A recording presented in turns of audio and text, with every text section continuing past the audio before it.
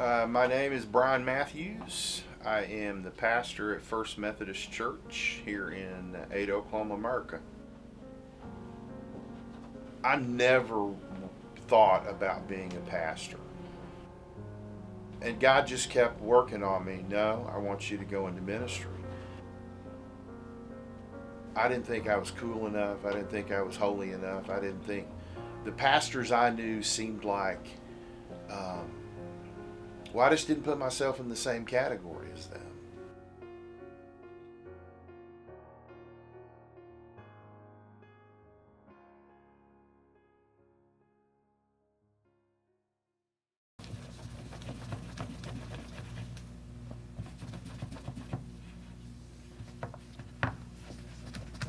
Somebody could figure out how to keep iPad screens from being so stinking nasty. Okay.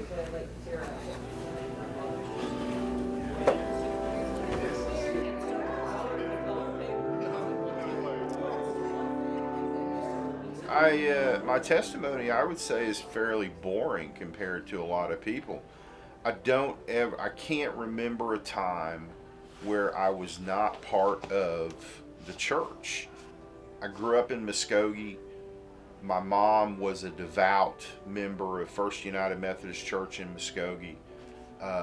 Going to Sunday school, going to church was not an option. We did it. It's what we did on Sunday mornings. So the church has always been part of my life. You know, a lot of people have a dramatic event where they can say, at this moment, I became a follower of Jesus. I just don't ever remember not following Jesus. I never thought about being a pastor. Went to college, got a degree in political science, worked some political campaigns out of college, started having a sense of a calling into ministry, but I did not want to be a pastor. And so I entered a public administration master's program at the University of Arkansas. And you know, kind of my reasoning, my wrestling and arguing with God was, I can serve God in ministry, but through a public setting. So city government or some other form of nonprofit leadership. And God just kept working on me. No, I want you to go into ministry. And I fought it for a number of years. God used people to kind of move me in that direction. So I constantly had people that knew me sharing with me they thought I was called to ministry.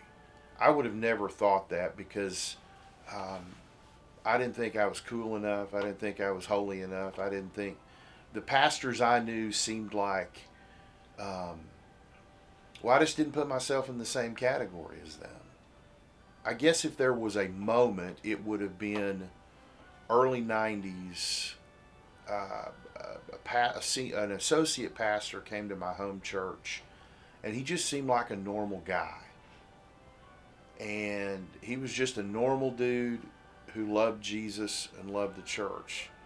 And that was probably the first time that I could see myself as a pastor, because this guy seemed to be more like I saw myself, just as a normal, everyday person, and not some guy with great hair and the perfect suit. And, you know, that's what I thought of when I thought of a pastor. And so if I were to put a moment on it, it would probably be that, when I met somebody who just seemed like a normal, everyday person.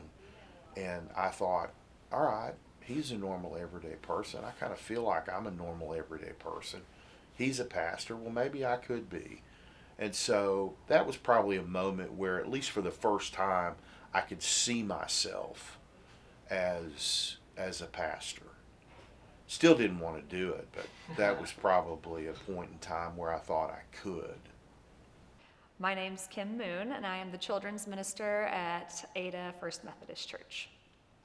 Well, I would say a good trait that he has, and it's probably lucky for both of us, is that I'm maybe a little bit hyperactive and a little OCD and Brian's very laid back And so we work very well like that because I think if I worked with someone who acted the same as myself, we would stress each other out. So I think it's nice to have that kind of difference in personality so we can work very well as you kind of bounce something off someone that doesn't think like you necessarily, to kind of get that aspect and see if, whatever we're doing is working, if we need to change or what needs to happen. Hearing the bell. So some of you, yes? So when I say the word saint, what do you think that means? People passed away. Someone who's passed away? St. Patrick. What is it? A football team. Okay. St. Patrick's Day. St. Patrick's Day. Yeah, you guys are kind of in the right realm.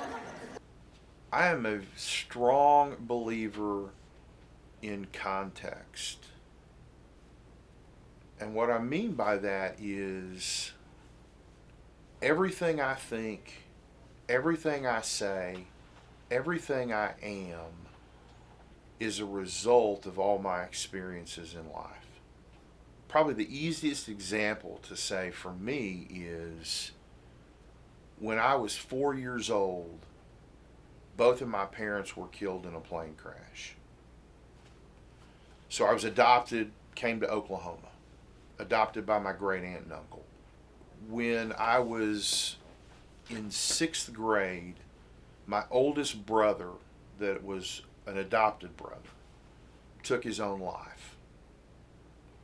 4 or 5 years later, my mom, my adoptive mother, mom who raised me, was diagnosed with cancer and ended up passing away about a week before I started my junior year in high school.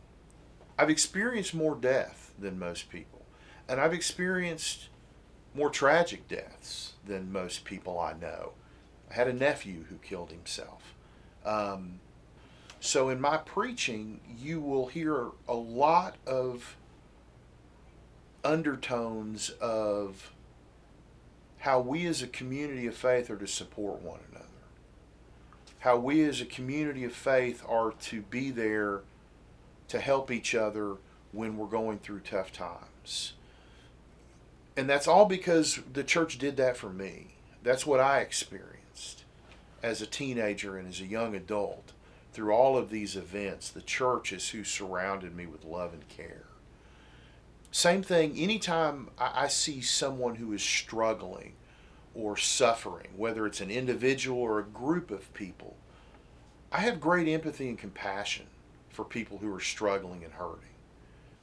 I am Rosie Purdy, Director of Music at First Methodist Church, Ada. I think he is a great pastor. I've gone through a lot of pastors here at the church since the 90s and even growing up in the church as a child, youth, college student. Working with so many ministers before Brian got here, he is very easy to work with. He has grown, he himself, I feel like, has grown in his ministry and his relationships with people. I've seen that in his work. And I've gone to him for some personal problems to talk to him through some things, and he was great. So I feel like I can be his friend as well as a colleague in what we do here at the church. When I preach, you'll hear lots of inferences, lots of teaching focused on the parts of Scripture where Jesus talked about caring for the least, the last, and the lost, where Jesus talks about us being a community of faith and being unified, because that's what I experienced, and so that's what I believe the church is to be. Corrupted. Jesus is using a very common image for his day, these scales with the weights and the measures. He uses this image and says, you're using faulty measures. If you're using faulty measures in how you judge, then those same measures are going to be used against you. When they hurt, I hurt.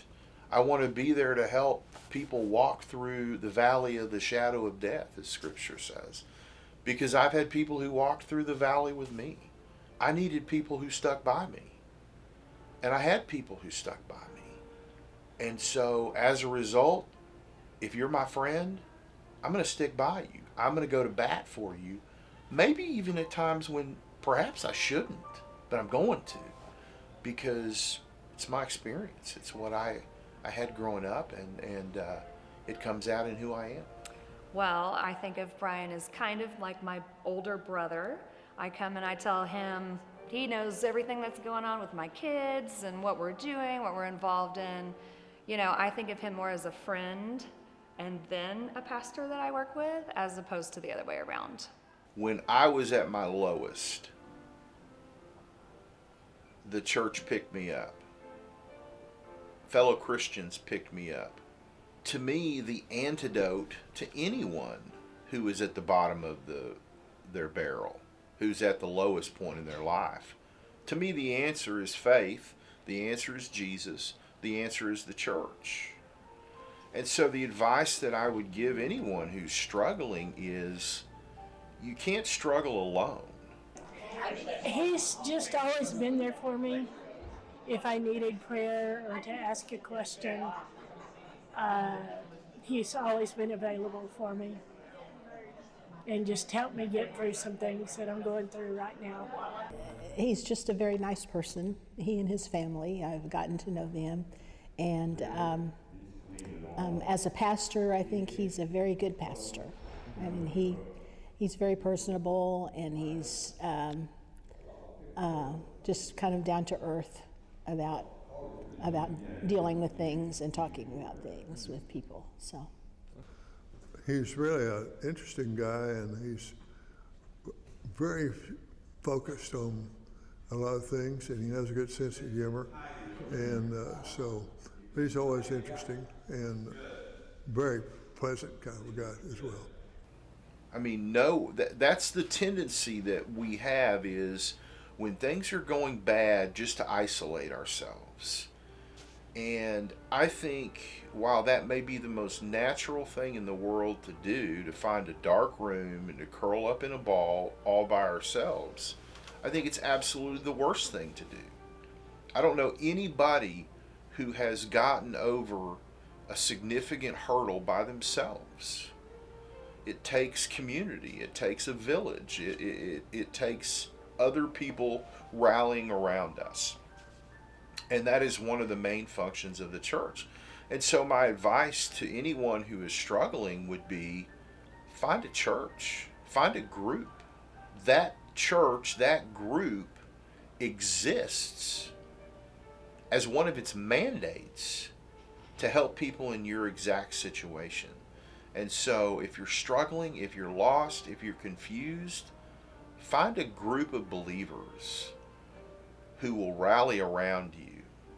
And once you find them, never let go, because it's life-changing.